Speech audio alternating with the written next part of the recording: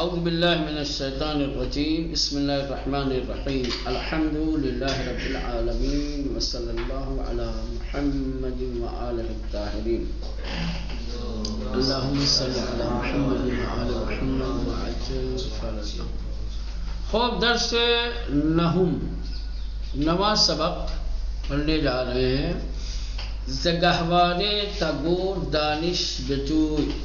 تو یہ جملہ ترجمہ ہے مشہور و معروف حدیث نبوی کا، اطلب العلم من المہد الی اللحد، ہے نا؟ سنیے کہ نہیں حدیث؟ اطلب العلم من المبارک پور الی حیدرآباد، من المہد الی اللحد. علم حاصل کرو گہوارے سے لے کر قبر تک، ٹھیک؟ یعنی جب تک زندہ ہو، ہے نا؟ پوری حیات. علم حاصل کرنے کی کوئی عمر نہیں ہے. ہر چیز کے لیے عمر کی قید ہو سکتی ہے، حصول علم کے لیے عمر کی کوئی قید نہیں ہے. نہ عمر کی قید ہے، نہ زمان کی قید ہے، نہ مکان کی قید ہے نا؟ یہ تو زمان کی بات ہوگی. مکان کی اطلب العلم ولو بالسین، ہے نا؟ چین جانا پڑے، یہ مکان کی قید ہٹائی گئی، وہاں مکان کی قید ہٹائی گئی. خوب بار صورت کہہ رہے کہ ایک شخص تھا جس کی عمر تقریباً 78 سال ہو چکی تھی. 78 سال کے ایک ضعیف اور بوڑھے انسان کی زندگی کے آخری لمحات تھے. گھر والے آخری سانسیں گن رہے تھے. گھر میں ایک غم کا ماحول بنا ہوا تھا، لوگوں کی آنکھوں سے اشک جاری تھے کہ اچانک اس کی سانسیں اکھڑنے لگی. حالت انتظار میں تھا، آسان لفظوں میں کہوں تو. ٹھیک ہے مولانا؟ اس کا ایک دوست ملنے کے لیے آیا، دیکھنے کے لیے آیا. ٹھیک، اپنے دوست سے، وہ بیمار دوست سے، بھائی کیا حال ہے، کیسے ہو، سب کچھ.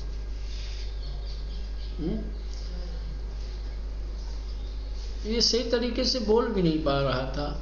جو مریض تھا، جو بیمار تھا، وہ بیچارہ اٹکتی ہوئی آواز میں، کپ کپاتی ہوئی آواز میں آہستہ آہستہ کہا کہ ایسا ہے کہ ایک مرتبہ ہماری اور تمہاری علمی گفتگو ہو رہی تھی، ایک مسئلہ علمی رہ گیا تھا.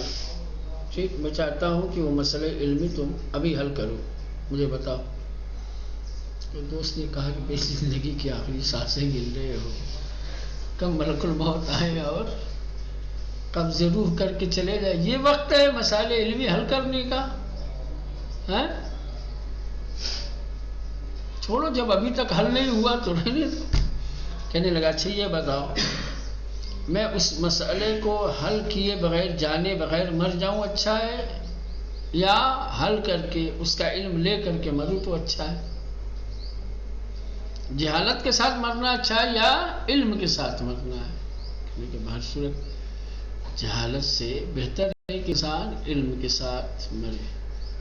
اس نے وہ مسائل علمی بیان کیے. بیان کرنے کے بعد وہ اٹھا وہاں سے. جب جانے لگا، جیسے ہی دروازے پہ پہنچا کہ ایک مرتبہ گھر والوں کے رونے کی آواز بلند سے بلند تر ہوئی. پلٹ کے آیا، دیکھا جان دے چکا تھا. یہ واقعہ اس لیے بیان کیا ہے تاکہ انسان علم کی اہمیت کو سمجھے. جو لوگ علم کی قدر و قیمت کو جانتے ہیں وہ ایسے ہوتے ہیں کہ زندگی کے آخری لمحات میں اور آخری سانسوں میں بھی ان کو کسی اور چیز کی فکر نہیں ہوتی ہے. فکر ہوتی بھی ہے تو کس کی؟ مسائل علمی کی.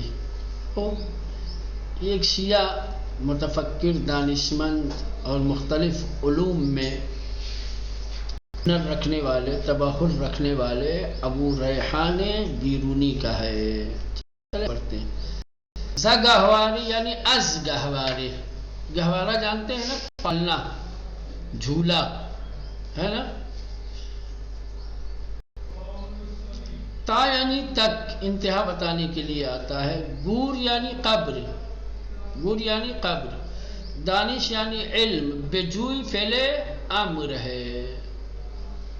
جستجو کرو، تلاش کرو، حاصل کرو. ز گہوارے تا گور، گہوارے سے لے کر قبر تک دانش بجوئی، علم حاصل کرو، علم کی جستجو کرو. ٹھیک. پیرمردی کہ سالہائے عمرش به 78 رسیدے بود. ایک ضعیف اور بوڑھا آدمی کہ جس کے زندگی اور جس کی عمر کے سال 78 کو پہنچ چکے تھے، جس کی عمر 78 سال کی ہو چکی تھی. پیر مردی ایک بوڑھا آدمی کہ سالہائے عمرش جس کی زندگی کے سال به 78 سال رسیدے بود پہنچ چکے تھے. در بستر بیماری، بستر بیماری پر، در بستر بیماری، بیماری کے بستر پر. واپسی لحظات زندگی را، زندگی کے آخری لمحوں کو می گزرانید، گزار رہا تھا. واپسین یعنی آخرین، واپسین یعنی آخرین. لحظات، لحظہ کی جمع ہے. واپسین لحظات زندگی را، زندگی کے آخری لمحات کو می گزرانید، گزار رہا تھا، یعنی زندگی کے آخری ایام سے گزر رہا تھا. بستگانش، اس کے عز و اقارب، با چشمانی اشکبار، گریہ کنا اور اشکبار آنکھوں کے ساتھ روتے ہوئے. نگران حال وے بودے، اس کے حال کے سلسلے میں فکر مند تھے. نگراں یعنی فکر مند ہونا. نگران حال وے بودن، اس کے حال کے سلسلے میں، اس کی حالت کے سلسلے میں پریشان تھے. بستگانش با چشمانی اشکبار، اس کے رشتہ دار بہتے ہوئے آنسوؤں کے ساتھ، اشکبار آنکھوں کے ساتھ. نگران حال وے بودن، اس کی حالت کے سلسلے میں فکر مند تھے. انگاہ کی نفس او بے شمار افتاد، جب اس کی سانسیں کیا ہے اکھڑنے لگی. بے شمار افتادن یعنی رک رک کر کے سانس لینا، اس طریقے سے سانس لینا کہ جس کو شمار کیا جا سکے. انگاہ کے، جس وقت کی، نفس او، اس کی سانس، بے شمار افتاد، رک رک کر چلنے لگی. دوستی دانشمند، ایک پڑھا لکھا دوست، بربالین وے، اس کے پاس، اس کے سرانے، حاضر شد، حاضر ہوا. وبا اندوہی بسیار، اور بہت سارے رنج و غم کے ساتھ. اندوہ یعنی ملال، رنج و غم. ٹھیک. وبا اندوہی بسیار، اور بہت سارے دکھ اور تکلیف کے ساتھ، رنج و غم کے ساتھ. حال اورا جویا شد، اس کے حال کے بارے میں جستجو کی، یا اس کی حالت پوچھی. حال اورا، اس کی حال کو، جویا شد معلوم کیا، اس کی حالت پوچھی. مرد بیمار با کلماتی بریدے و کوتاہ، بیمار شخص نے با کلماتی بریدہ، یہ ایک اصطلاح ہے. جب انسان اٹک اٹک کے، رک رک کے بولتا ہے تو کہا جاتا ہے بکلماتی بریدہ. جب آپ کے الفاظ مسلسل ترتیب کے ساتھ ایک ساتھ نہ نکلیں، اٹک اٹک کے ایک جملہ کا ایک کلمہ کہا، اس کے بعد کافی دیر کے بعد دوسرا کلمہ نکلے، اس کو کہتے ہیں کلماتی بریدے۔ مرد بیمار شخص نے با کلماتی بریدے وہ کوتا، بڑے مختصر اور کٹے ہوئے الفاظ میں یعنی اٹک کر اب بولے ہے نا، مختصر اور اٹک کر، از دوست دانش مند خود، اپنے پڑھے لکھے دوست سے، خواہش کرد یعنی تقاضا کیا، التجا کی، یکی از مسائل علمی را، کہ ایک علمی مسائل میں سے ایک کہ زمانی باوے درمیان گزاشتے بود، کہ جس مسئلے کو کسی زمانے میں اس کے سامنے پیش کیا تھا، یعنی کبھی ان دونوں میں ایسا ہوا تھا کہ ایک علمی مسئلہ اپنے دوست کے سامنے اس نے رکھا تھا، آج ایک بار پھر یکی از مسائل علمی راکھے، علمی مسائل میں سے ایک مسئلے کو کہ زمانی بابے کہ ایک زمانے میں اس کے سامنے درمیان گزاشتے بود پیش کیا تھا، ذکر کیا تھا، باز گوید، یہ اپنے دوست سے کہہ رہا ہے کہ ایک بار پھر اسی علمی مسئلے کو دہرائے، باز گوید یعنی تکرار کرنا، دوبارہ بیان کرنا، دانشمند گفت، تو اس پڑھے لکھے انسان نے کہا، اے دوست گرامی، اے میرے عزیز دوست، اے میرے محترم دوست، اکنون در چنین حالت ضعف و بیماری، اس ناتوانی اور بیماری کی حالت میں اب چھ جائے پرسش، سوال کرنے کا کون سا مقام ہے؟ اکنون اس وقت، در چنین حالت ضعف و بیماری، ایسی ناتوانی اور بیماری کی حالت میں، چھ جائے ان پرسش، یہ سوال کرنے کا کون سا مقام ہے؟ یہ کس طریقے کا سوال کر رہے ہو؟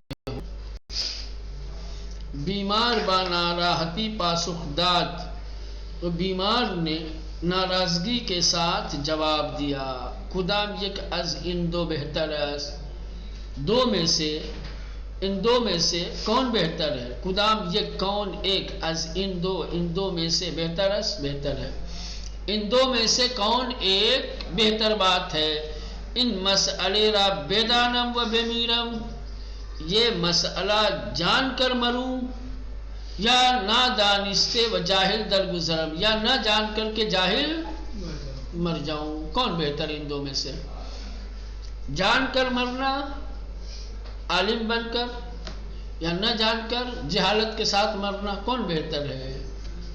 مرد دانشمند مسئلے را باز گفت، پڑھے لکھے آدمی نے مسئلے کو دہرایا، بیان کیا، باز گفت دہرایا، بیان کیا، سپس از جائے برخاست، اس کے بعد اپنی جگہ سے کھڑا ہوا، اٹھا، برخاستن اٹھنا کھڑا ہونا، فعل ماضی ہے، ٹھیک، مصدر برخاستن سے، و دوست بیمارش را ترک کرد، اور اپنے مریض اور بیمار دوست کو چھوڑا، ترک کیا، ہنوز چند قدمی دور نہ شدے بود، ابھی چند قدم بھی دور نہیں ہونے پایا تھا، ہنوز یعنی ابھی، چند قدم بھی دور نہ شدے بود، دور نہیں ہونے پایا تھا، کہ شیون از خانے بیمار برخاست، کہ رونے پیٹنے کی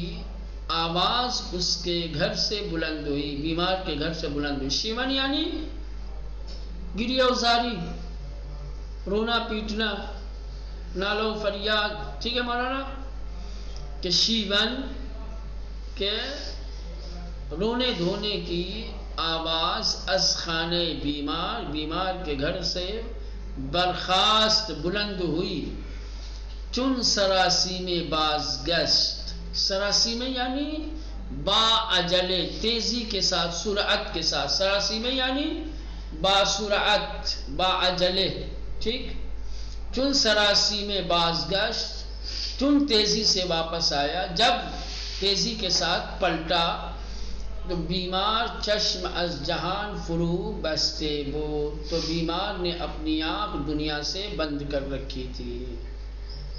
یہ چشم از جہان فرو بستن یعنی مردن، مر چکا تھا. ٹھیک مولانا، یہ کس طرح ہے؟ چشم از جہان فرو بستن، آنکھیں بند کر لینا دنیا سے. کنایا ہے کس کا مولانا؟ مردن، مر جانا. تو مر جاتا ہے تو آنکھ بند ہو جاتی ہے. بیمار چشم از جہان فرو بستے بود، بیمار نے اپنی آنکھ دنیا سے بند کر رکھی تھی، یعنی بیمار دنیا سے جا چکا تھا. مردی کی درد میں مرگ نیز، تشنه فراگیری و دانش اندوزی بود. ابو ریحان بیرونی یکی از بزرگترین ریاضیدانان و فیلسوفان ایرانی است. مردی کہ وہ آدمی، وہ شخص کے جو دم مرگ نیز، جو موت کے وقت بھی، دم مرگ یعنی وقت موت، کہ در دم مرگ، کہ جو موت کے وقت بھی تشنہ فراگیری و دانش آموزی بود، خوب تحصیل علم اور حصول علم کا پیاسا تھا. وہ شخص کہ جو موت کے وقت بھی علم حاصل کرنے اور علم سیکھنے کا پیاسا تھا. ابو ریحان بیرونی یکی از بزرگترین ریاضی دانان و فیلسوفان ایرانی است. ایرانی فلسفیوں اور ریاضی دانوں میں سے، یا یوں کہا جائے کہ بڑے ایرانی فلسفیوں اور ریاضی دانوں میں سے ایک ہے. کہ ایران کے رہنے والے اور ایران میں جتنے بھی فلسفی اور ریاضی دان گزرے ہیں ان میں سے ایک یہ تھے. وہ از بزرگترین افتخارات کشور ایران است، کہنے کہ یہ ملک ایران کے افتخارات میں سے ایک بڑا افتخار ہے. ایران کے افتخارات میں سے بہت بڑا افتخار ہے. لوگ ایرانی ان کے اوپر ناز کرتے ہیں، انہوں نے ایران کا نام روشن کیا. ہمیں زندگی ابو ریحان، کہنے کہ ابو ریحان کی تمام عمر، پوری زندگی در تالیف، کتابیں لکھنے میں، تحقیق کرنے میں، و دانش آموزی اور دانش آموزی یا دانش اندوزی اور تحصیل علم میں گزر گئی. انہوں نے پوری زندگی یہ تعلیم و تعلم میں گزارا. تا سال 427 ہجری قمری کہ 65 سال از عمرش می گذشت. کہنے کہ 427 ہجری قمری تک، کہ جب ان کی عمر 65 سال کی تھی. کیا ہے؟ 1427 ہجری قمری میں کہ 65 سال کی عمر جب ان کی ہو چکی تھی، 113 جلد کتاب نوشتے ہوں.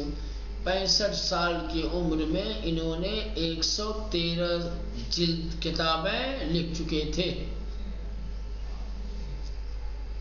113 جلد کتاب، 113 جلد کتاب نوشتے بود. 65 سال کی عمر میں انہوں نے 113 جلد کتاب لکھی.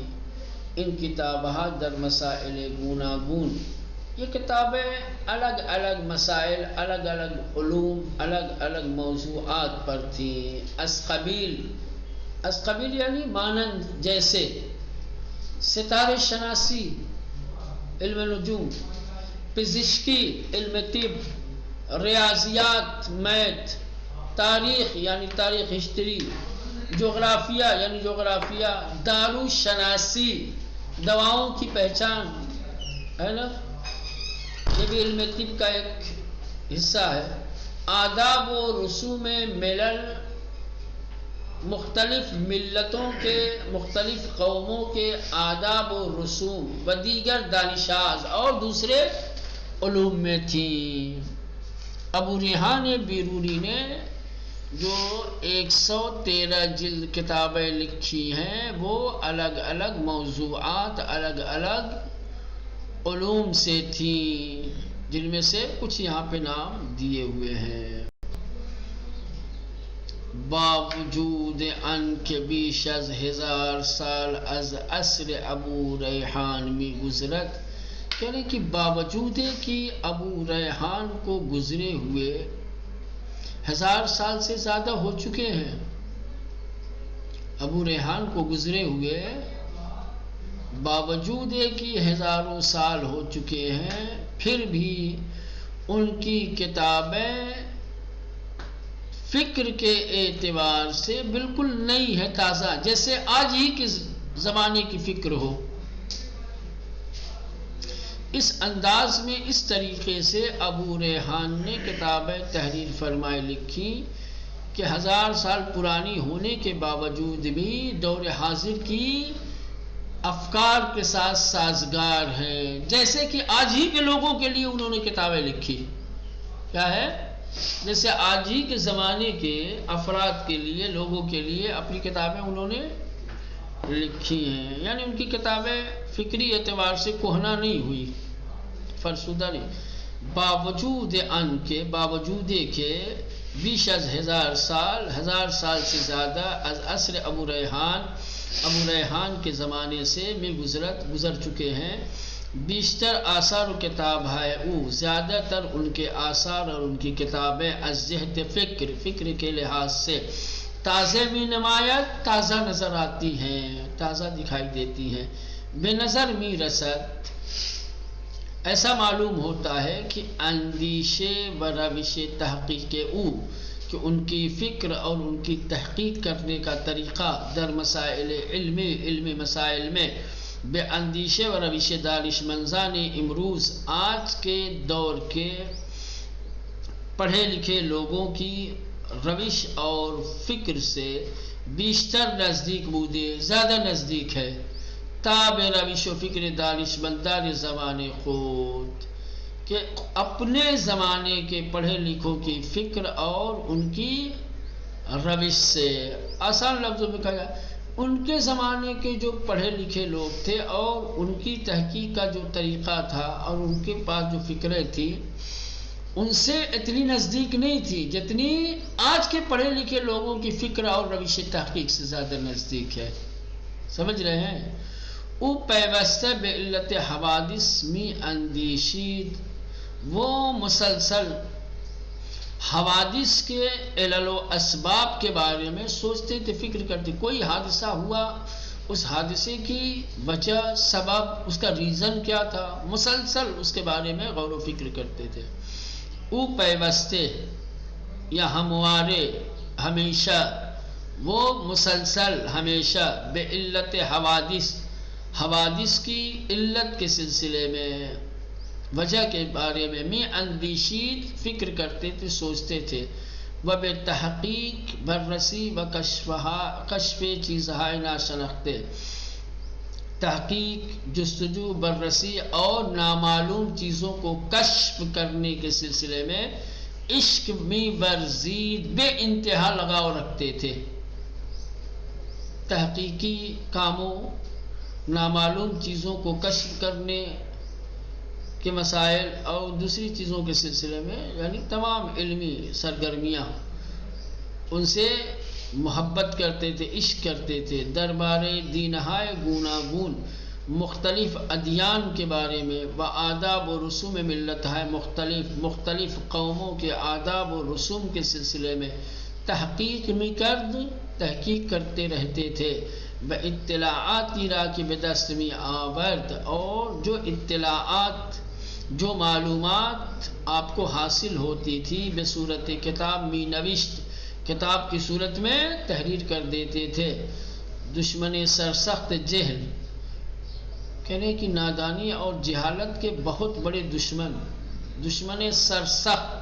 سرسخت یعنی شدید، بڑے بزرگ، دشمن سرسخت جہل و نادانی کے بڑے دشمن و در جستجوی دانش و بینش بود، علم و دانش کی تلاش اور جستجو میں ہمیشہ ہوتے تھے.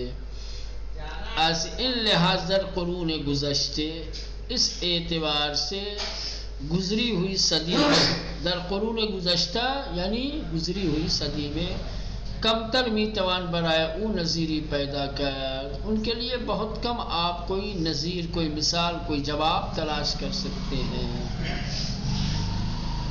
از ان لحاظ چونکہ جہالت کے دشمن تھے اور علم دوست تھے، اس اعتبار سے در قرون گزشتہ صدیوں میں، گزشتہ زمانے کے لوگوں میں، کم تر می توان برائے او نظیری پیدا کر، بہت کم ان کا کوئی نظیر اور ان کا کوئی جواب تلاش کیا جا سکتا ہے، نہیں ملے گا، بے نظیر تھے.